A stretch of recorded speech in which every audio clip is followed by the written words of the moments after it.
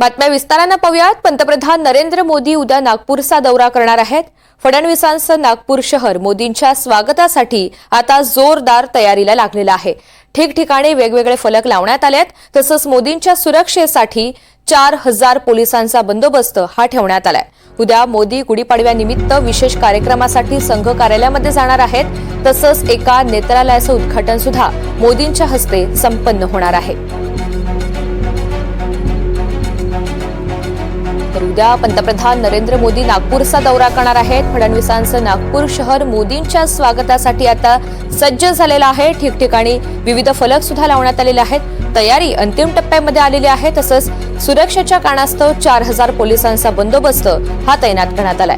उद्या मोदी गुढीपाडव्याच्या निमित्तानं विशेष कार्यक्रमासाठी संघ कार्यालयामध्ये सुद्धा जाणार आहेत। तसंच एका नेत्रालयाचं उद्घाटन मोदींच्या हस्ते संपन्न होईल।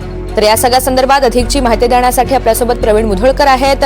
प्रवीण, मोदींचा उद्या नागपूर दौरा होतोय आणि भाजपकडून सुद्धा मोठ्या प्रमाणात शक्ती प्रदर्शन केलं जाईल। पोलिसांचा सुद्धा बंदोबस्त तैनात करण्यात आलेला आहे। एकंदरीत शहरामध्ये कशी तयारी आहे? रंगीत तालीम जी आहे ते सुरू आहे। मी तुम्हाला दाखवतो या ठिकाणी। आता आपण पाहू शकतो स्टाफ जो आहे तो एसपीजीचा आलेला आहे आणि गाड्या ज्या आहे इनोवा एकसारख्या सगळ्या गाड्या आहेत या, आणि या गाड्या ज्या आहे रंगीत तालीम या ठिकाणी सुरू आहे।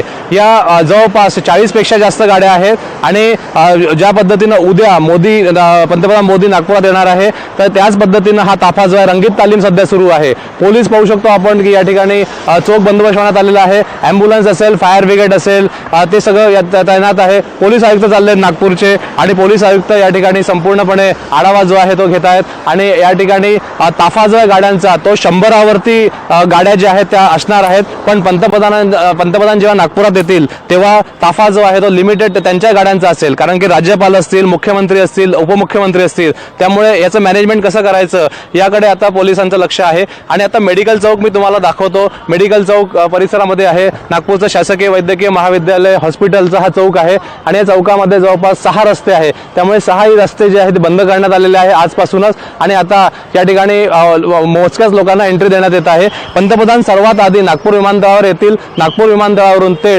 थेट महाल परिसरातल्या राष्ट्रीय स्वयंसेवक संघाचं स्मृती भवन जे आहे त्या ठिकाणी जातील। त्या ठिकाणाहून ते दीक्षाभूमी परिसरात जातील आणि दीक्षाभूमी परिसरानंतर माधव नेत्रालयामध्ये जातील। माधव नेत्रालयानंतर हेलिकॉप्टरनं ते नागपूरपासून 40 किलोमीटर कोंढाळी परिसरात बाजारगाव परिसरामध्ये सोलर इंडस्ट्रीजची फॅक्टरी आहे, तिथे एअर स्ट्रीप तयार करण्यात आलाय नवीन आणि खाजगी धावपट्टी जी आहे त्याचं उद्घाटन आहे। त्या खाजगी धावपट्टीवरती UAV म्हणजे अनमॅन्ड एरियल जे ड्रोन सिस्टीम असते त्याची टेस्टिंगसाठी ही धावपट्टी तयार करण्यात आलेली आहे। त्यामुळे UAV ची धावपट्टीसाठी उद्घाटन तिथे आहे आणि त्या ठिकाणी बॉम्बचं टेस्टिंग फॅसिलिटी आहे ते सुद्धा त्याचं उद्घाटन होणार आहे। त्यामुळे पंतप्रधान जवळपास 4 तास नागपुरात असतील आणि 9 वाजता ते आल्यानंतर जवळपास 12:30-1 पर्यंत हे कार्यक्रम जे आहे याचा मिनिट टू मिनिट कार्यक्रम जो आहे तो तयार करण्यात आला आहे। त्यामुळे ठिकठिकाणी पोस्टर्स लावले। पुन्हा एकदा तुम्हाला दाखवतो की या ठिकाणी हे